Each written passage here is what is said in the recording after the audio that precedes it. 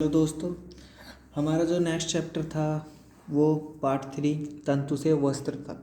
कैसे इंसानों ने एक तंतु से यानी फाइबर से कैसे कपड़े बनाना स्टार्ट कर दिया। तो चलो उस जर्नी को स्टार्ट करते हैं देर ना करते हुए।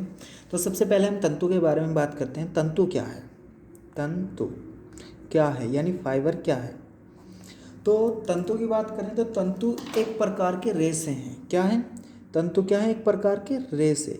रेशे जो होते हैं आपने देखा होगा, जैसे कि आप देखते हैं जब एक कपड़े को आप क्या करते हैं, उसकी बुनाई को जब धीरे धीरे जब करते हैं, बुनाई को हम धीरे धीरे उखाड़ते हैं तो आप देखते हैं कि धागेनुमा संरचना निकलती है। धागेनुमा जो संरचना होती है उसे क्या कहते हैं? उसे रेशे कहते हैं। तो क्या होते हैं ये? एक प्रकार के क्या होते हैं? रेशे होते हैं, जिनसे क्या बनाए जाते हैं? धागे बनाए जाते हैं। इनका यूज किस चीज़ में होता है? धागे बनाने में यूज होता है। यानी कि आप जो तंतु है, तंतु में क्या होते हैं? तंतु एक प्रकार के रेशे होते हैं जिनके द्वारा क्या बनाए जाते हैं?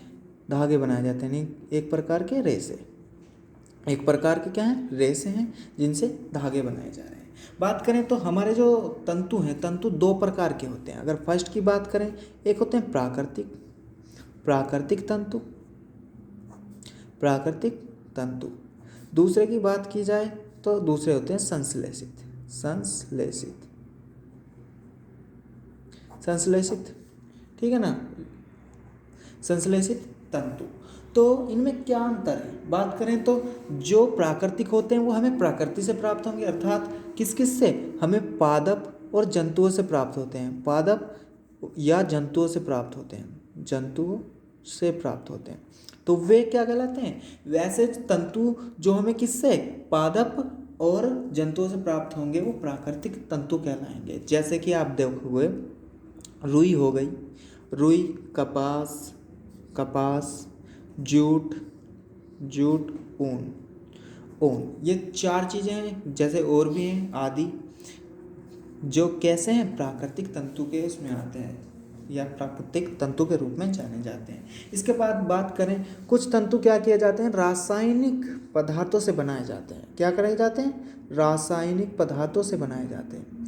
रासायनिक पदार्थों से बनाए जाते हैं। वे क्या कहलाते हैं? वे संश्लेषित तंतु कहलाते हैं। संश्लेषित तंतु कहलाते हैं। जैसे कि आप देखोगे उदाहरण के तौर पे पॉलिएस्टर, पॉलिएस्टर, पॉलिएस्टर। दूसरा नायलॉन, नायलॉन, नायलॉन, रेयॉन या रेयॉन, रेयॉन, रेयॉन आदि, आदि क्या है? ये क्या है? संश्लेषित तंतु हैं। बात करें तो इसके बाद नेक्स्ट चलता है, वो चलता है पादप तंतु क्या है?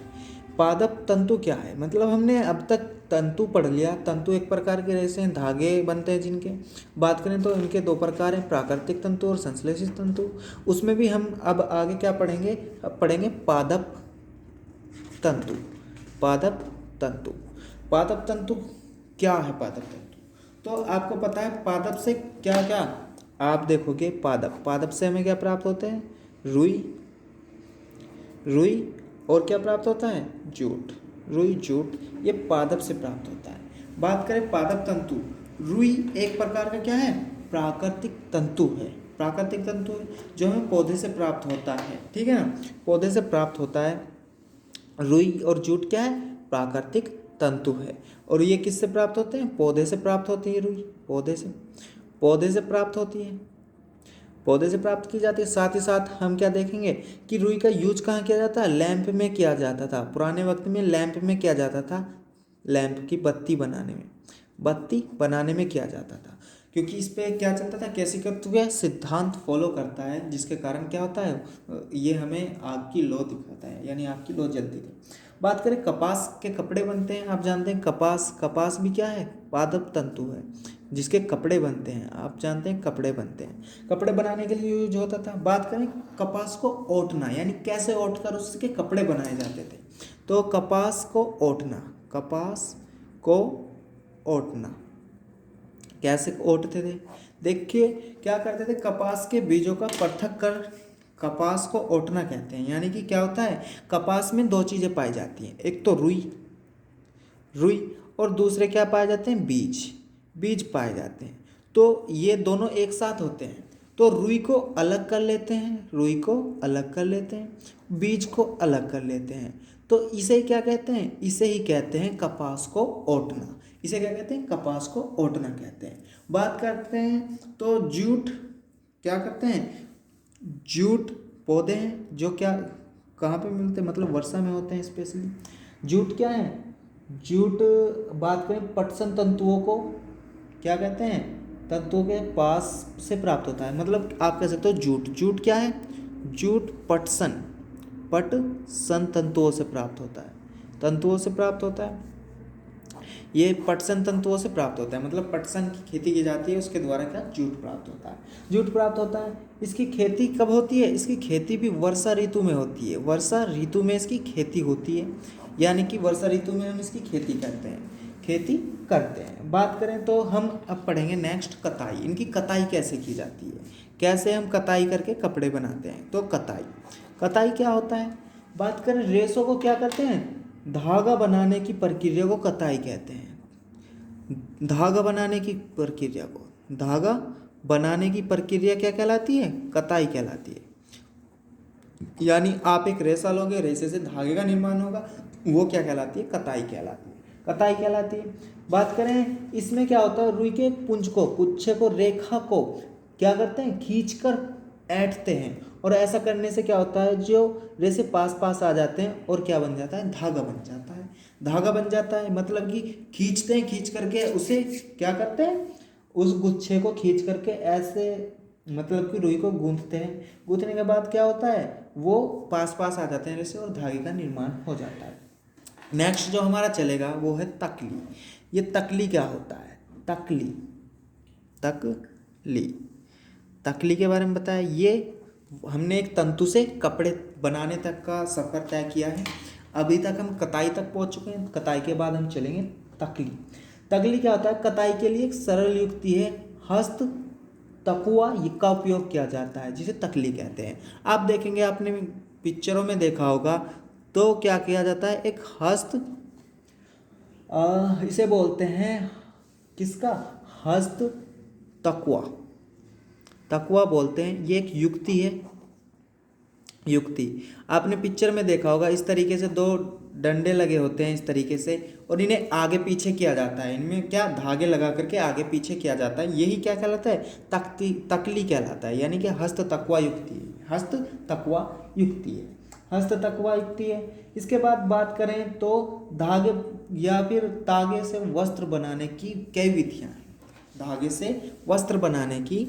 विधियां हैं। जैसे कि हम यहाँ पे देखेंगे किस किस विधि से बनाए जाते हैं। तो पहली विधि आप देखोगे बुनाई द्वारा क्या बनाए जाते हैं?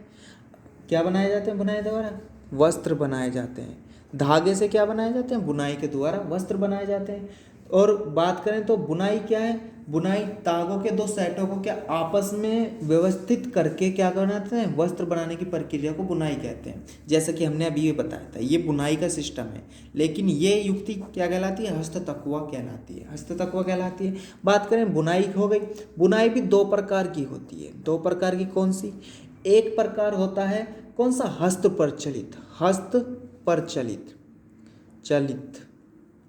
हस्त प्रचलित, और एक होता है विद्युत प्रचलित। यानी कि विद्युत प्रचलित और हस्त प्रचलित में क्या अंतर है? जो हाथ से बनाई जाती थी, जो बुनाई हाथ से की जाती थी, वो क्या कहलाती थी? हस्त प्रचलित। और जो विद्युत के द्वारा यानी कि बिजली के द्वारा बनाई जाती थी, वो विद्युत प्रचलित कहलाती थी।